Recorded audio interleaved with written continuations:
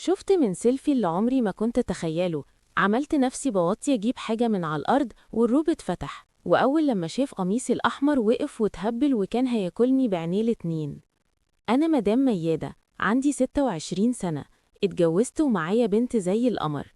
اتجوزت في بيت عيلة مكون من 4 رجالة، جوزي واخوات جوزي الرجالة التلاتة لسه محدش منهم اتجوز. عشت مع حماية وحماتي وناس مبسوطين جدا، وجوزي كمان كان ليه شغل يعني خاص، كان فاتح ورشة كبيرة، وكان دايما بيسافر بيجيب طلبات للورشة. قعدت معاه 4 سنين متجوز وخلفت منه بنتي، وفي يوم وهو رايح يجيب طلبات بضاعة للورشة عمل حادثة وتوفى. ما بقتش قادرة أعيش من غيره، كان كل حاجة إحنا بنعملها مع بعض، وعمره ما زعلني، عمره ما زعلني بأي حاجة، حتى لو كنا زعلانين مع بعض في يوم، يعني على حاجات بسيطة، ما كانش بيسيبني أنام وأنا زعلانة، كان لازم يصالحني ونقضي ليلة حلوة من بعض. ما قدرتش أعيش في البيت ولا في شقتي، قررت إني أنا أروح عند أهلي. طلبت من حماية وحماتي إنهم يدوني حقي وحاجتي اللي في الشقة وأروح أعيش عند أهلي أنا وبنتي. لقيتهم رفضوا وفضلوا يزعقوا ليا جامد، وقالوا لي لو انتي يعني عايزة تروحي عند أهلك سيبيلي لينا بنتنا هنا وإحنا هنربيها، هي دي اللي إحنا أصلا طلعنا بيها من الدنيا، وتبقى كمان من ريحة ابننا. انتي عايزة تاخديها وتروحي بيت أهلك وتربيها هناك، إحنا ما بنسيبش لينا لحمة، وإحنا اللي لازم نربيها. قلت لهم بس أنا ما أقدرش أعيش في بيت كله رجالة، أنا خايفة على نفسي من الفتنة، ودول شباب، وأنا أوعدكم إن أنا يعني مش هتجوز، أنا هعيش على ذكرى جوزي وبس، وهعيش مع أهلي وفي وسطهم.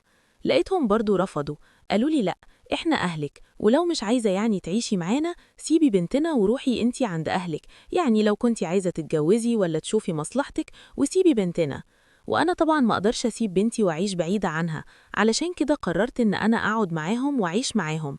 بس بصراحة يعني كنت بنزل أخلص شغل بالنهار وأطلع جري على شقتي، وزي ما قلتلكم عايشة في بيت كله رجالة شباب، اللي طالع واللي نازل واللي داخل، وأنا مش عارفة استريح خالص.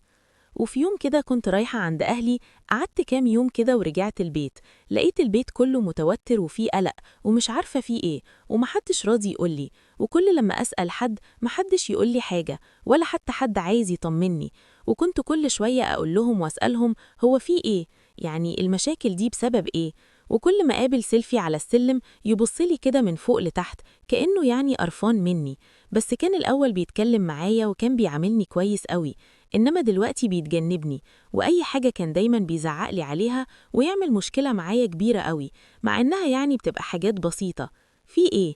أنا مش قادرة أفهم أي حاجة، ولا حد راضي يريحني، لحد لما في يوم كده خلاص فاض بيا، ولقيته بيزعقلي وأنا نازلة على السلم، وقلت له تعالى هنا، أنت بتكلمني بالطريقة دي ليه؟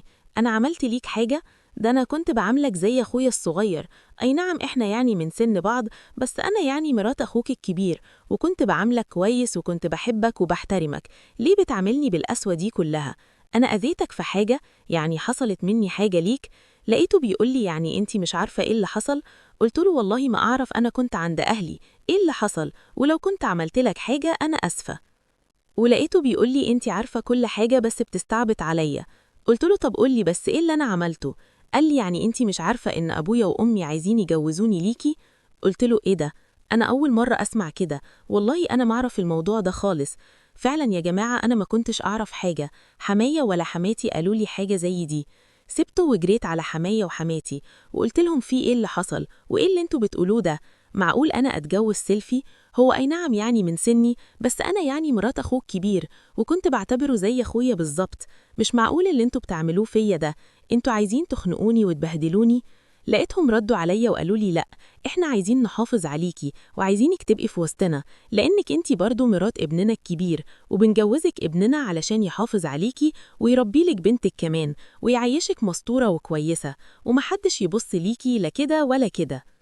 قلت لهم بس أنا مفيش بيني وبينه أي حاجة، وأنا مش عايزة أتجوز، عايزة أعيش كده على ذكرى جوزي، أنا كنت بحب جوزي جدا وما زلت بحبه وعايزة أفضل على ذكراه. لقيتهم مصرين جامد وقالوا لي لو أنتي مش هتتجوزيه هتطلعي بره وتسيبي بنتنا وتروحي بقى عند أهلك، ومش هتاخدي أي حاجة ولا ميراث ولا أي حاجة، يعني مش هتاخدي أي حقوق من حقوقك، ده اللي عندنا وده آخر الكلام. اللي عرفته بقى إن هم كانوا مهددين سيلفي ده إن هم يطردوه من البيت ويحرموه من الميراث. وسيلفي ده كان بيحب بنت زميلته يعني في الجامعة. سيلفي ده لسه بيبدأ حياته، خلص كليته ودخل الجيش، وكان مرتبط ببنت بيحبها صاحبته في الجامعة. ولما دخل الجيش اتوعدوا واتفقوا مع بعض إن هو يعني بعد ما يخلص الجيش بتاعه يروح يخطبها ويتجوزها على طول. أنا كنت عارفة كل حاجة، يعني هو كان حكيلي على كل حاجة بيني وبينه، وأنا كنت عارفة الموضوع ده. علشان كده استغربت من طلب حماية وحماتي ليا، ورحت اتكلمت مع سيلفي وقلت له أنا ماليش ذنب بالكلام ده كله، أبوك وأمك هم اللي عايزين كده وهم اللي مصممين. أنا مغصوبة على الموضوع ده زي ما أنت مغصوب عليه بالظبط. أهلك عايزين ياخدوا بنتي مني وعايزين يحرموني منها لو أنا ما وافقتش على جوازي منك. لقيته بيقول لي يعني أنت مش موافقة؟ قلت له لأ أنا مش موافقة. لقيته بيقول لي أنا كمان بيهددوني إنهم يحرموني من الميراث ويطردوني بره البيت، وأنا لسه ما اشتغلتش ولا كونت لنفسي حاجة، يعني يعتبر أبويا هو اللي بيصرف عليا. لو طلعت بره البيت هعمل إيه؟ وأصرف منين يعني وأكمل حياتي إزاي؟ وقعدنا نتكلم واتفقنا أنا وهو اللي إحنا نتجوز، بس جوازنا ده يبقى على الورق، يعني كاتب الكتاب وخلاص. وبعد لما يخلص يعني الجيش ويشتغل يروح يخطب البنت اللي هو كان بيحبها، وأنا أعيش في البيت أربي بنتي وأعيش وراضية بنصيبي. وبعد ما اتكلمنا أنا وسيلفي واتفقنا على كل حاجة وافقنا على الجواز. وسيلفي راح لأبوه وأمه بعد ما كانوا يعني زعلانين منه وما كانوش بيكلموه، قال لهم أنا موافق على الجواز، خلصوا الموضوع ده وهاتوا يلا المأذون ونكتب الكتاب. وفي ليلة لقيتهم جايبين المأذون وجايين، وخلاص كتبنا الكتاب والمأذون مشي. وطلعت أنا وسيلفي شقتنا اللي هي كانت شقة جوزي الله يرحمه. لما طلعنا الشقة لقيت سيلفي بيقول لي إحنا على اتفقنا، إنتي زي أختي، كاتب الكتاب ده بس على الورق. قلت له إحنا على اتفقنا وأنا زي ما قلت لك بالظبط، أنا بعاملك زي أخويا ومفيش بيني وبينك أي حاجة، أنا عايزة بس أعيش وأربي بنتي. وقلت له تصبح على خير. أخدت بنتي ودخلت أوضة النوم وأخدتها في حضني ونمت، وسيلفي نام بره على الكنبة. وقعدنا فترة كبيرة جدا مع بعض في الوضع ده. وسيلفي راح الجيش. هو في يوم كده وهو نازل أجازة طلب مني إن أنا أروح معاه للبنت اللي كان بيحبها، أنا كنت عارفاها. طلب مني إن أنا أروح معاه وأشرح ليها الوضع لأنها ما كانتش تعرف أي حاجة، يعني كان عايزني أشرح ليها الوضع اللي احنا فيه، متجوزين يعني على الورق ومفيش بيني وبينه أي حاجة، ويدوبك كاتب الكتاب بس وكل حاجة على الورق، مفيش أي حاجة بيني وما بينه، هو زي أخويا بالظبط. قلت له لأ، طب روح اشرح ليها الوضع أنت، ما ينفعش إن أنا آجي كده أول مقابلة، مهد لي الموضوع أنت. قال لي لأ، أنا بثق فيكي وهي هتسمع ليكي. سمعت كلام سيلفي ورحت معاه للبنت دي اللي هو جوزي يعني، ورحت معاه للبنت دي وإحنا لسه بنتكلم وبنشرح ليها الوضع وأقول لها ده كاتب يعني الكتاب بس كده على الورق ومفيش بيني وبينه أي حاجة وهو زي أخويا بالظبط. لقيتها قالت كلام وحش كتير وحرجت سيلفي قدامي وقالت لي كلام وحش جدا، وقالت له كمان انتوا جايين تضحكوا عليا، بتاكلوا بعقلي حلاوة، انتوا متجوزين ومكتوب كتابكم وجايين تضحكوا عليا. أنا عمري ما أتجوز على ضرة، أنا مش هوافق على الموضوع ده، خدوا وامشي يلا من هنا. وسمعت سيلفي كلام وحش جدا وحرجته قدامي، وسيلفي اتكسف قوي، ما بقاش قادر ينطق، كان بيحبها قوي وكان عطيها كل الثقة، بس بعد اللي سمعوا منها ده ما قدرش يتحمل، وقال ليها من هنا ورايح مفيش أي حاجة بيني وبينك ولا أي حاجة تربطني بيكي، انتي فعلا ما تستهليش حبي، الست دي اللي بتزعقي ليها وبتهينيها في بيتك دي أحسن منك، صاينة جوزها لحد دلوقتي ومحافظة عليه ومحافظة على بيتها.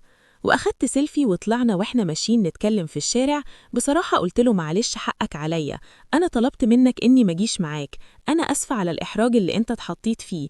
لقيته بيقول لي لأ ولا يهمك عادي، الموضوع ده كويس إن هو ده بدري بدري علشان يعني ما نخشش في الغويط، وهي بانت أهي على حقيقتها، وكمان دي ما تستاهلش مني إن أنا أحبها ولا أفكر فيها.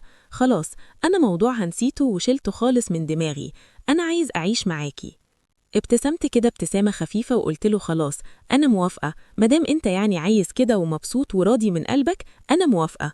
وفي الليلة دي قضينا أحسن ليلة في الدنيا كلها، عشت معاه حاجات كتيرة قوي كنت نسيتها، حسسني بالحب والدفى والأمان، وعشت معاه لحظات جميلة قوي، والحمد لله أنا عايشة دلوقتي ومبسوطة وكويسة، وربنا رزقني بحمل 2 أصبيان توأم، وعشت وجوزي ده اللي هو كان سيلفي أجمل أيام حياتي، وبقى بيعامل بنتي كأنها بنته بالظبط، وما بيفرقش بينها وما بين ولادي أبدا، كلهم زي بعض. ولو كملت قصتي للنهاية ما تنساش تقول رأيك في التعليقات، ودعمنا بلايك للفيديو واشتراك في القناة.